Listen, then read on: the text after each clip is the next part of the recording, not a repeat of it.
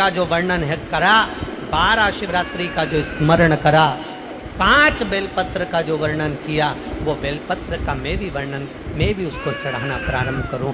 12 शिवरात्रि पूरी होगी, मेरा देव अधिदेव महादेव सुनेगा जरूर और मेरी झोली भरेगा।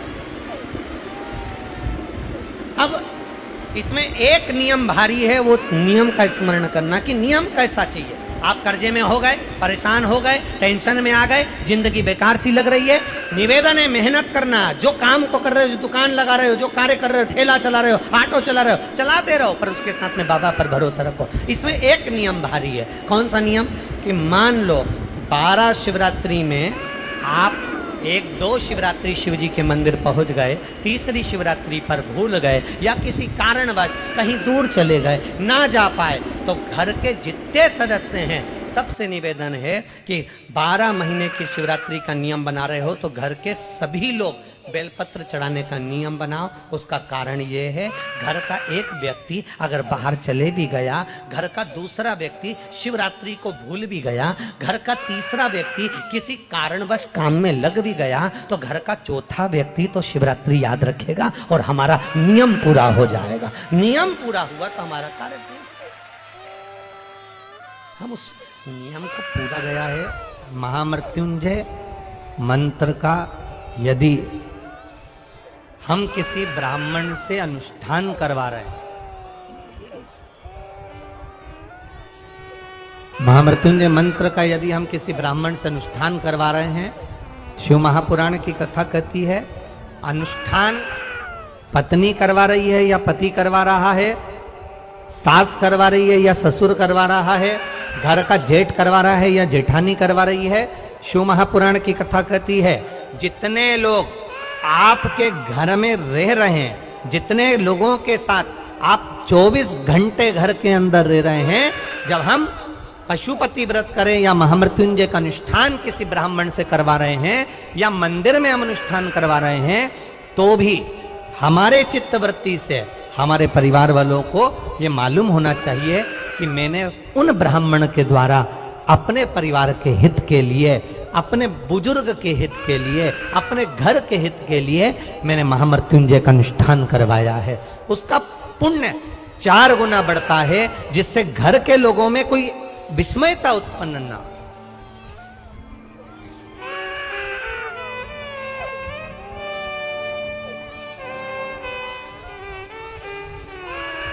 हमारे भीतर कोई विस्मयता उत्पन्न ना हो, हमारे मन के भीतर कोई भेदभाव उत्पन्न ना हो।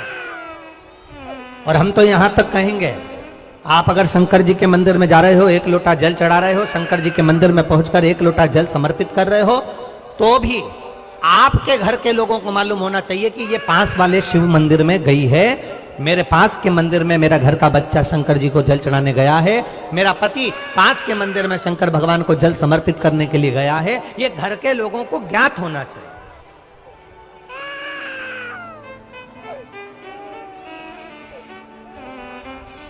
घर के लोगों को ये मालूम होना चाहिए कि ये पास के मंदिर में मेरी धर्म पत्नी गई है, पास के मंदिर में मेरे माता पिता गए, पास के मंदिर में मेरे परिवार के लोग हैं। ये आपकी चित्तवृत्ति में और परिवार की चित्तवृत्ति में ये बात रहना चाहिए, छुपा कर नहीं जाना।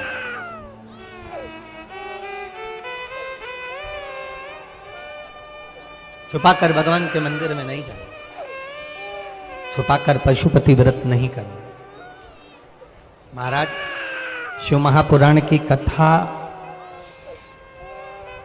वर्णन करती है कि आप भगवान का अगर कोई व्रत, कोई साधना, कोई नियम ले रहे हो, माना आपने कोई व्रत करा, कोई साधना करी, पर घर के लोगों को वो ज्ञात होना चाहिए कि ये मंदिर तक जा रही है, ये पशुपति व्रत कर रही है, आराधना कर रही है।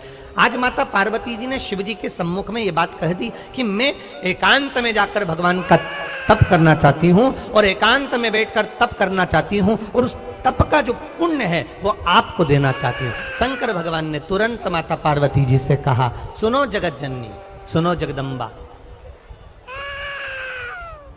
सुनो पार्वती, आप तप करो, मना नहीं है, आप साधना करो, मना नहीं है, आप आराधना करो, मना नहीं है। और आप सोचो कि आपकी करी गई तप साधना का पुण्य आप मुझे दे दो, तो भगवान तुरंत कहते हैं पार्वती जी मुझे आपके तप साधना का पुण्य नहीं चाहिए, आप अपना पुण्य अपने पास में रखो, हमें आपका पुण्य नहीं चाहिए। अभी तक जितनी शिव महापुराण की कथा हुई, उस कथा में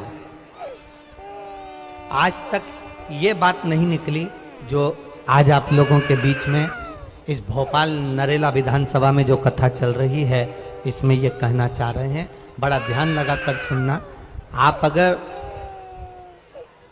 5 महीने तक, 6 महीने तक, 3 महीने तक, 2 महीने तक, 15 दिन, 20 दिन, 1 महीना, 1 साल, 2 साल, 8 साल, 4 साल अगर आपने शंकर भगवान को जल चढ़ाया है, तो शिव महापुराण की कथा यहाँ तक कहती है कि आपके घर में अगर कोई व्यक्ति बहुत दयनीय स्थिति में पड़ा हुआ है, हॉस्पिटल में पड़ा हुआ है, कोई तकलीफ में पड़ा हुआ है, कोई कष्ट में पड़ा हुआ है,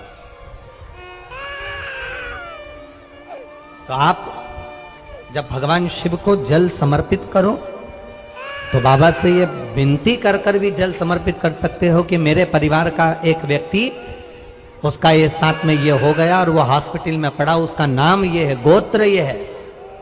बाबा हमने जो तप साधना करी है, हमने जो इतने महीने तक आपको जल समर्पित करा है, हमने जो बेलपत्र समर्पित करी है, मेरे बाबा आज स्वीकार करना।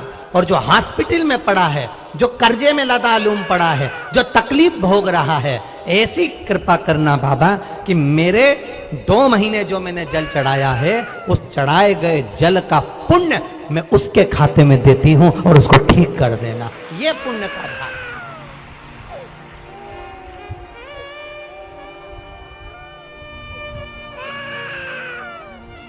ये पुण्य का भाग। आप अपना पुण्य भी किसी जीव के कल्याण हेतु दे सकते हैं। अब किसी ने एक बार ये कथा सुनी और कथा सुनकर कहा महाराज जी आप कहते हो कि शंकर जी पे चढ़े हुए जल का पुण्य भी हम किसी को दे सकते हैं क्या? शंकर जी को चढ़े हुए जल का पुण्य क्या किसी को दिया जा सकता है? क्यों नहीं दे सकते? जिस नारी का गर्भ ना ठेरता हो, कई वर्ष हो गए हो, संतान नहीं हो रही हो, बच्चे नहीं हो रहे हो, सारे डॉक्टरों को दिखा लिया, टेस्ट भी करवा लिया, सब कुछ करा लिया, तो एक बार भगवान शंकर पर विश्वास कर कर सफेद आंकड़े की जड़, सफेद आंकड़े की जड़, और ध्यान देना वो जड़ किसी दूसरे से नहीं मंगवाना है। कई लोग ऐसे होते हैं कि तुम लाकर दे देना तो हम बांध लेंगे। हो जिस नारी को संतान चाहिए वो अपने पति के साथ जाए और सफेद आंकड़े की जड़ को लेकर आए।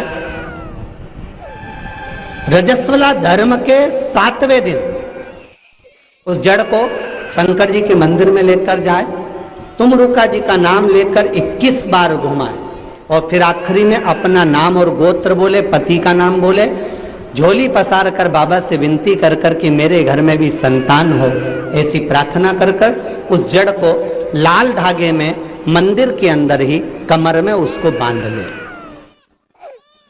महाराज कई लोग ऐसे हैं 18, 19, 20 साल जिनको हो गए, जिनके घर में संतान नहीं हुई और बाबा विश्वनाथ ने उनकी गोदियां भर दी। बाबा की ऐसी कृपा बनी, ये बाबा की कृपा।